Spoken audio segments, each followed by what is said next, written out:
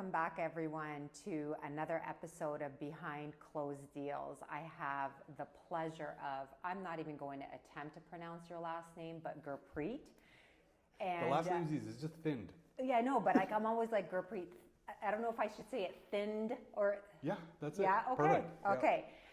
Have the pleasure of sitting down with a dear friend of mine, Gurpreet Thind, and welcome. Thank you so much for joining us today. So, as you guys know, our podcast purpose is to bring entrepreneurs and leaders to our podcast to talk to you about how they've made it and the struggles that they've had to go through in order to end up to, where they are today. Yeah.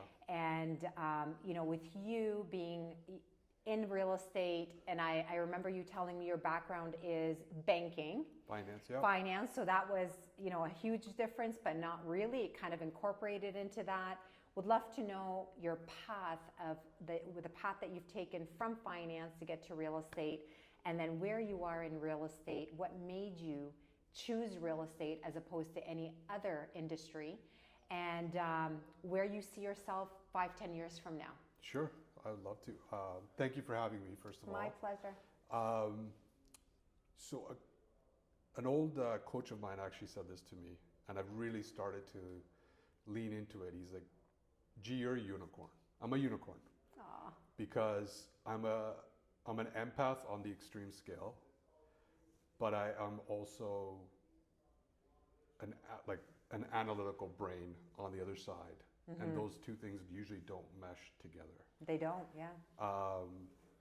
I'm a first generation Canadian. And everything I've done in my life, I've kind of had to figure it out myself. Yeah. Because there was no one to lean on. There was no one to... Mom and Dad were busy surviving. Mm-hmm. And their groundwork has allowed me and my siblings and our extended family to thrive and make choices, which I'm so grateful for. But, had to go to university. That was not a question. That's just a cultural thing. Yes, yeah. Even that, I was a black sheep because I wanted to do business. Yeah. I wasn't going into the traditional stems of like science and technology and that. Came out, started working in finance. I spent 15 years of my career in finance. Mm-hmm. I loved it. I was very good at the number side of the things. Yeah. But as I grew in that, and as I grew out of my introvert shell, I realized I really enjoyed dealing with people, and that was the empath side of me that my life had kind of prepped me for. Mm-hmm. That was starting to come out, and I got to a point where I was doing very well. I had a 6-figure income. I had 9 weeks vacation. I wasn't happy though. I wasn't comfortable though. I was on autopilot. Yeah. And I've said this before. Autopilot is death if you have any kind of ambition. Yeah. Isn't that the truth? Yeah. So I got to a point 15 years in.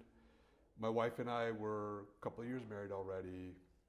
We had one investment property, and I was like, I'm doing all the work. Mm-hmm. The agent was a good friend of mine. He was opening the door, and anytime I asked him for an expert opinion, I got scripted with, well, what do you think about that? And I was like, dude, don't script me. Like, tell me. You're my friend. Tell me what you think. Yeah. And my wife and I were talking, and she's like, you're not happy at work. You can do this. Yeah.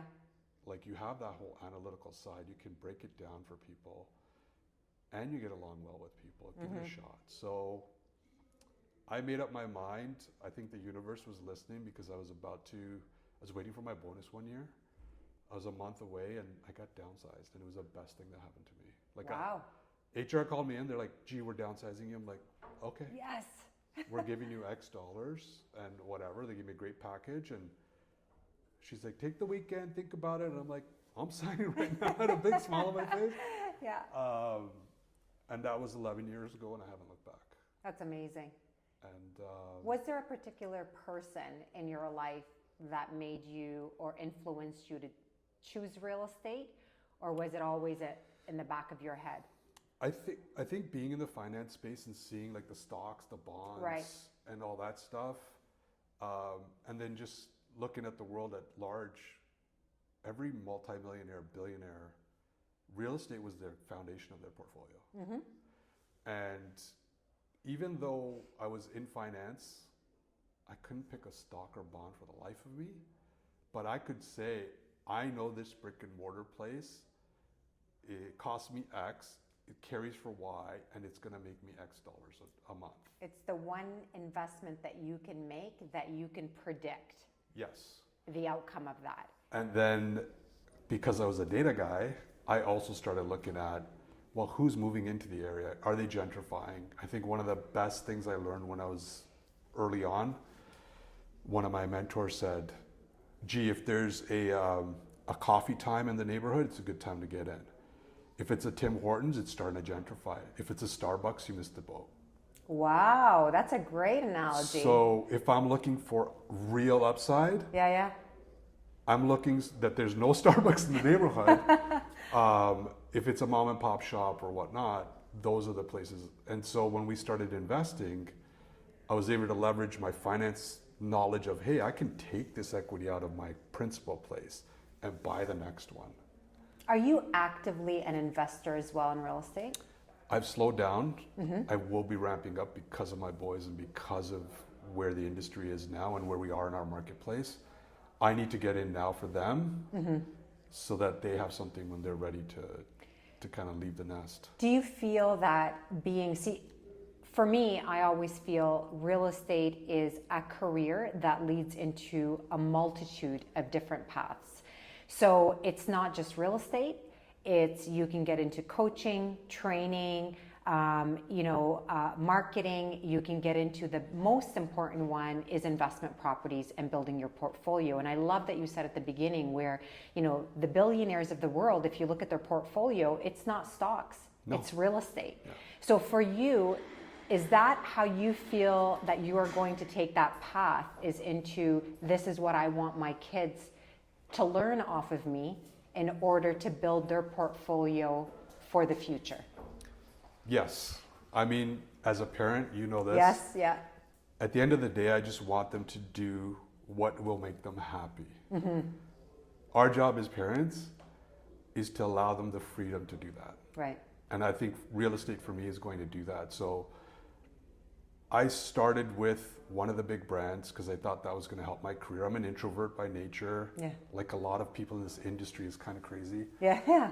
And it didn't do anything for me. Yeah. And then I went to a very tech-based company in Toronto. They did a bunch of data, like stats, like price per square foot and all this stuff. And I was like, hey, this plays to my analytical mind. Yeah. It's going to give me a kickstart. I'm going to give up my commission, but it speaks to me. And I became a top producer there the first year. A year in, they asked me to take a step back because of my experience to help manage the company. And I ended up taking them from 40 agents to about 210 in an 18-month span. Wow. But I also discovered my love of coaching. Wow. Because I was getting the calls, because I was the guy in the office. And in that 18 months, I had my hand in one way or another in over 1,000 transactions that I would not have done in my lifetime. Yeah. And so I became quote unquote COO without the title, without the money. Yeah. And when I asked to be taken care of, I got the old politics and stuff like that. Yeah. I said, you know what? It's not I'm yours. going to jump back in sales. It's not mine. And I did that. And then EXP came along about a year later through Rick Dillon, who's a good friend of mine. And when I started looking at the model, I was just like, this solves so many of the gaps in the industry. It does. It allows me to be the salesperson. I become an owner without minimal investment, like absolutely minimal investment. Doing what you do every day, which is sell real estate. Right.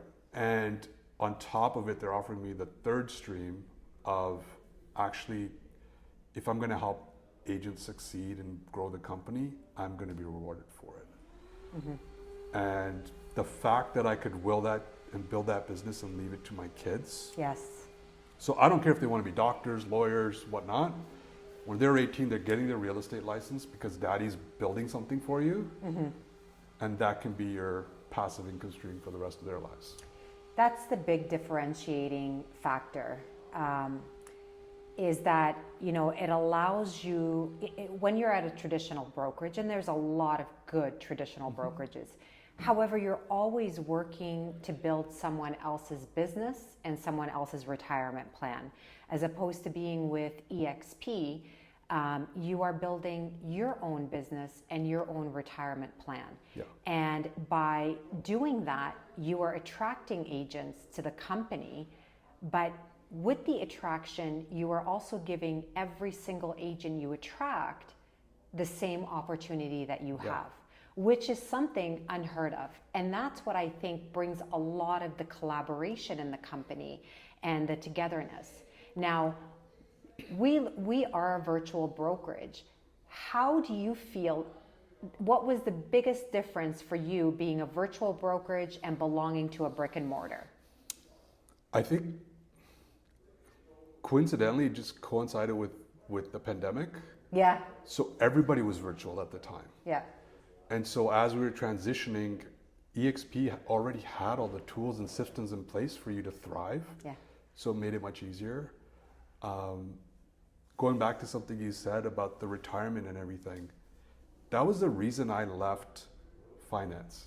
Was I was busting my butt and my managers were making the bigger Of course. bonuses and all that stuff. And I was like, what am I actually building? And even at EXP, my first year, I think I didn't completely understand the model because I came in and I was like, oh, you can't have Nadia, I'm going to recruit her.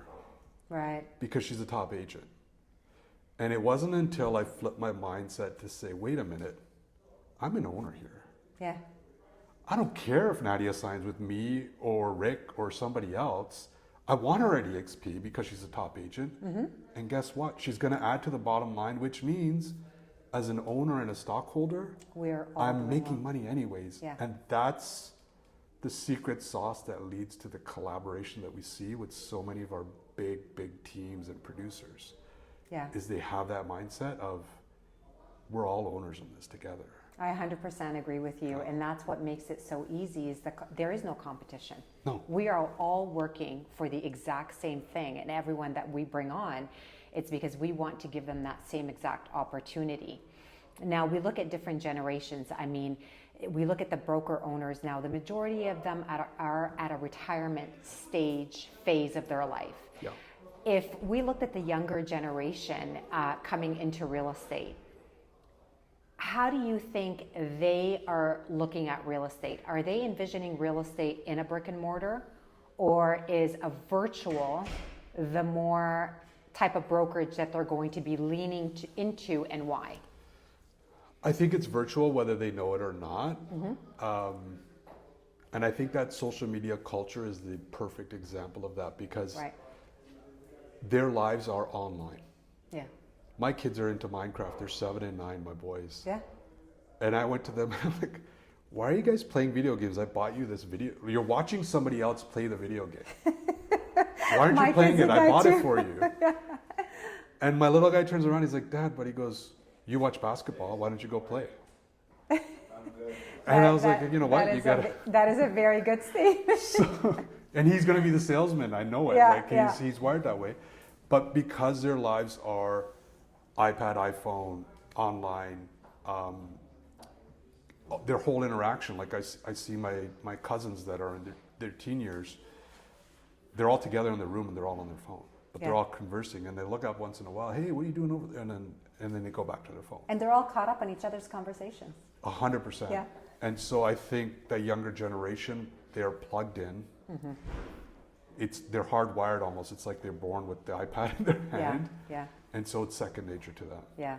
And I think, with the younger generation that is coming into real estate, they're very innovative. And everything is I remember my kids going to a high school not too long ago.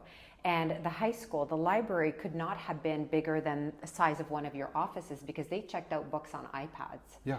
So things are changing so much that, kids, as they start to grow up and want to get a career and they get into real estate, they're looking at what is going to give me not only the best service, but the fastest service at my fingertips. And the fingertips is the key here, is what is going to give it to me on the go, in the car.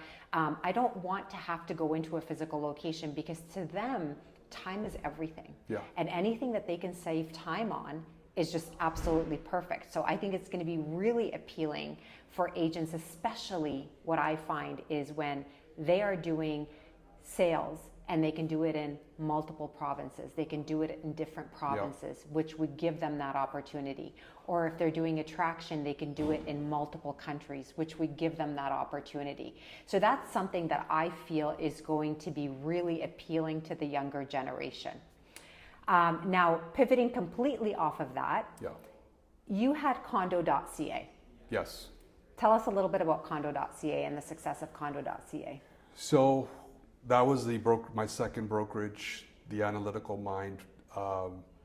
Amazing leadership, very forward thinking, ahead of their time. Yeah. That's where I really got my start. Yeah. That's where I got to build a database of business. And that's the one where they asked me, I ended up being the director of business development and finance because of my background, but also because of the people skills, which I had just started to discover about myself. Now, did you own that brokerage? I did not. Okay. But I was the only non-owner on their board with the vote because of the trust that I had created with those owners. Right. And a couple of those agents have followed me here at EXP. Yeah. A couple are at other cloud brokerages. But I learned so much more. I'm so grateful for that opportunity because it was my first prop tech exposure. Right. Okay. And got me really focused on where this industry is headed. I think what's really interesting between EXP and the condos.ca, our partner Zoocasa, right, who came on board a couple of years ago, those companies were very client focused. Yes. The clients were digesting digitally, yes, online, socially. EXP was the first one that came out that was agent-centric.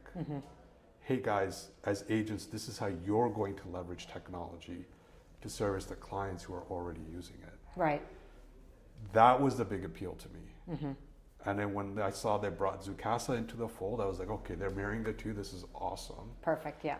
And I feel like the traditional brick and mortar, there's still a place. There are some phenomenal broker owners out there. Oh, yeah, yeah. But I feel like they're going to become the boutiques. Yeah, it's definitely not for everybody. I mean, I spent 17, 18 years in a brick and mortar before I moved to EXP. So I don't move very easily. But now that I am at EXP, I would find it very difficult to go back to a confined space. You know, I remember sitting as the broker manager, and when I see agents in the office, it actually makes me nervous. Yeah. How could you be sitting there all day? Why aren't you out there looking for Working. business? Yeah. So, you know, a lot of our time is spent in our cars, driving, showing properties, you know, doing offers, but even our offers are all digital. So we go back to our home in the comfort of our own home and do all of that. So it definitely makes it a lot easier for us than having to go into an office. But we also have Verbella Frame, which is a virtual world that we can connect with everybody. So I think that's pretty cool. It's very cool. I mean, they had the metaverse before it became popular. Yeah, yeah. Right? Yeah. And the big teams always had offices. Yeah. So Ibrahim, one of our, Jennifer Jones, Justin Haver, these guys had their own offices. Those aren't going away. Yeah. Teams will always have their own space. They're always going to have their own space. Yeah. It was never in the traditional brokerage because they needed more elbow room or whatever the case was. Yeah. And the fact that you can have a team literally across the world that EXP operates in, when I mean, what are we in, 24 countries now? We're in 24 different countries, So the fact that I could have an agent in every single country if I wanted is like kind of mind-blowing at this point. It's amazing. And you know, the nice thing is that, you know, like you mentioned, those teams, is if you're driving by their office and you need to stop in because you have to work, what I love about them is that the door's always open. Yeah. And we see them calling it an EXP hub, open to everybody that wants to come in and work. So the collaboration is definitely there. Now, you're where you're at today. Where do you see yourself 5 years from now and 10 years from now? I really truly believe in this company.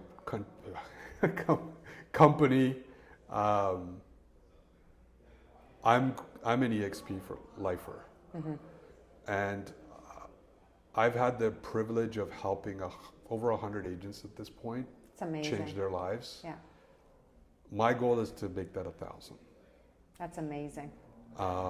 Because I truly believe it, and I really want to get into leadership with EXP. Yeah. I want to be in the room making decisions for the future to make this industry better.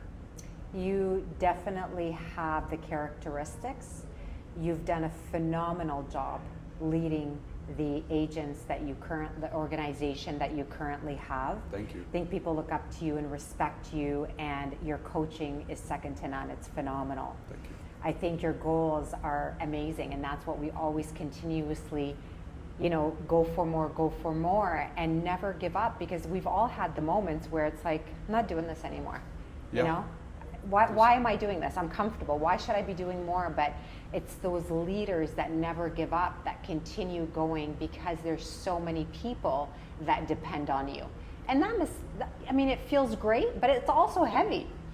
It's very heavy, and one thing I'm very appreciative of is with EXP, you are literally a phone call away. When I'm having those days, I know I can pick up the phone. Nadia, I'm not feeling so hyped, what's going on? What can I do? I know I can pick up the phone and call Rick. Yeah. He is one of my biggest advocates outside of my wife. Yeah. For the first time in my life, when I leave the room, I know good things are being said because of the people that are in that room that know me and trust me and love me. Yeah. And that is so empowering for me. Really is. It really is. And I've always been the guy to run through the wall for you. And there's so much strength in knowing that now I have people who are going to run through it with me. Yeah. Right? Very, very well said. Yeah. Well, thank you so much for being with us on this Thank podcast you. today. And I wish you all the best, and looking forward to one day seeing you part of the leadership team. I plan on it. Thank you, Nadia. Wonderful. Thanks,